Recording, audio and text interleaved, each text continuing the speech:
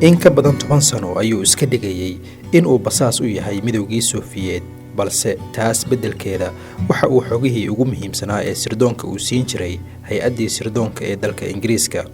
waxa uu daaha ka rogay sirihii midowgii Soofiyeed, waxa uu kaalin ka geystay heshiiskii nuclear-ka, waxa uu bedelay habkii dagaalkii qabooba. sheekada sarkaalkii sare ee KGB ee noqday mid ka mid ah basaasiintii ugu sareysay adduunka.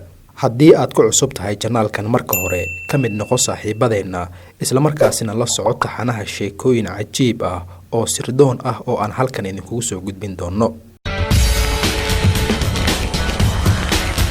Oleg Kordofsky, basaaskii ugu sareeyay ee sirdoonkii KGB, u joogay magaalada London, waxa uu iska dhigayay in uu basaas u yahay dowladihii midowgii Soofiyeed, balse taas beddelkeeda waxa uu xogihii ugu muhiimsanaa ee sirdoonkii midowgii Soofiyeed uu siin jiray hay-adda sirdoonka dalka Ingiriiska.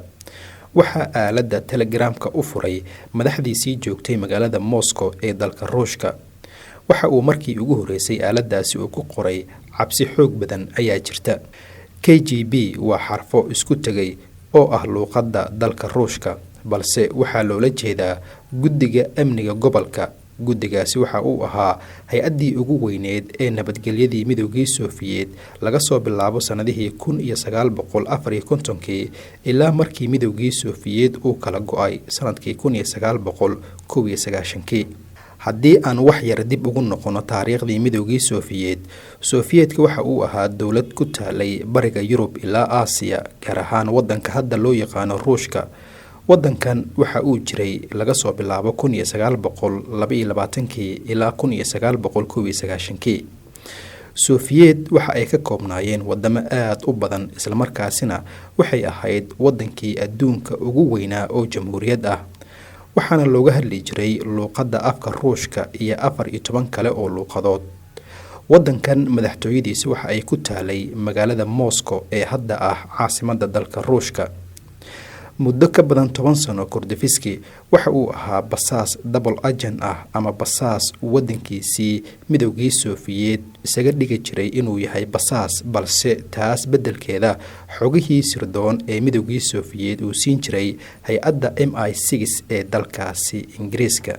Kordofsky waxa uu ahaa wakiilkii ugu weynaa Ingiriiska u qaabilsanaa dagaalkii qaboobaa. 11 sannadood ayuu u basaasayay hay-adda MI6 ee sirdoonka dalkaasi Ingiriiska. taas waxay ku kaliftay inuu qiyaameeyo saaxiibadiisii KGB kala shaqaynayay ee joogay magaalada Moscow iyo kuwii kale ee joogay magaalooyinkii kale ee midowgii Soofiyeed. waxa uu sirihii midowgii Soofiyeed u gudbin jiray dowladda Ingiriiska. waxa uu iska dhigayay inuu yahay basaas dowladdii midowgii Soofiyeed u joogay magaalada London ee caasimadda dalka Ingiriiska, balse taas beddelkeeda waxa uu xogihii ugu muhiimsanaa ee sirdoonkii Soofiyeed uu siin jiray hay-adda sirdoonka dalka Ingiriiska. Kordofsky waxa uu 1938 uu ku dhashay magaalada Moscow, balse dalkiisa daacad uma noqon markii uu doortay inuu noqdo sirdoon u shaqaynaya dalkiisa. Kordofsky markii uu doortay inuu noqdo sirdoon u shaqaynaya dalkiisa ayaa waxaa loo soo diray inuu tago magaalada London ee dalka Ingiriiska, halkaasna uu ka wado howlaha sirdoonka. waxaana xilligaasi lagu amray inuu siraha dalkaas Ingiriiska uu u soo gudbiyo midowgii Soofiyeed oo ahaa dowlado aad u fara badan.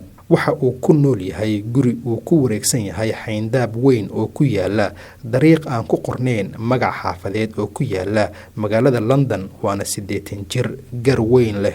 asxaabtiisii hore iyo saaxiibadiisa ayaa mararka qaar ugu iman jiray gurigaasi. waxa uu aad u jecel yahay wax akhriska, qorista, dhageysiga muusikada qadiimiga ah iyo la socoshada wararka adduunka. waxa uu si gaar ah u xiiseynayay la socoshada dhacdooyinka waddankiisa, halkaas oo uu ka soo baxsaday sanadkii 1985. waxaana xilligaasi lagu eedeeyay khiyaano qaran, basaasnimo. waxaa lagu xukumay dil toogasho, balse weligii kuma fikirayo hadda inuu dib ugu noqdo waddankiisa.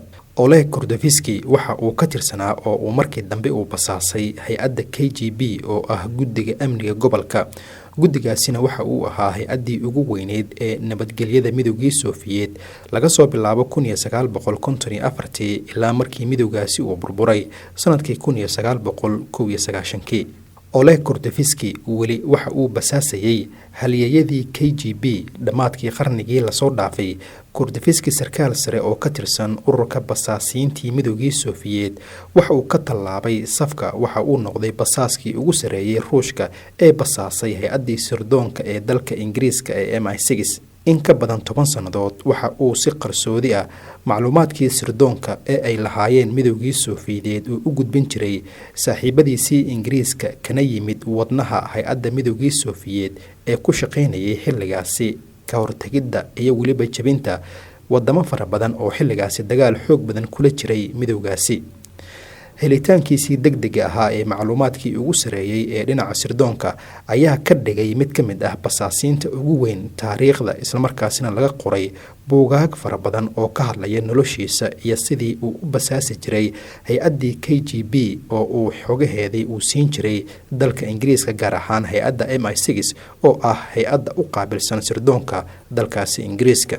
waxa uu sameynayay basaasnimo guud, gaar ahaan waxa uu basaasayay dowladda Ruushka. waxa uu u muuqday in meel kasta uu joogo, sida internetka, basaasiin ku shaqeeya jahwareerinta shacabka, basaasiin ka shaqeynaya dhinaca dhaqaalaha, basaasida siyaasadda, basaasida ciidanka lugta, warbaahinta, keenida warar been abuur ah sida dadka loo qaldo, iyo weliba sidii loo dili lahaa basaasiin fara badan oo dadka basaasayay oo xilligaasi Ingiriisku basaasayay ee joogay dalkaas Ingiriiska.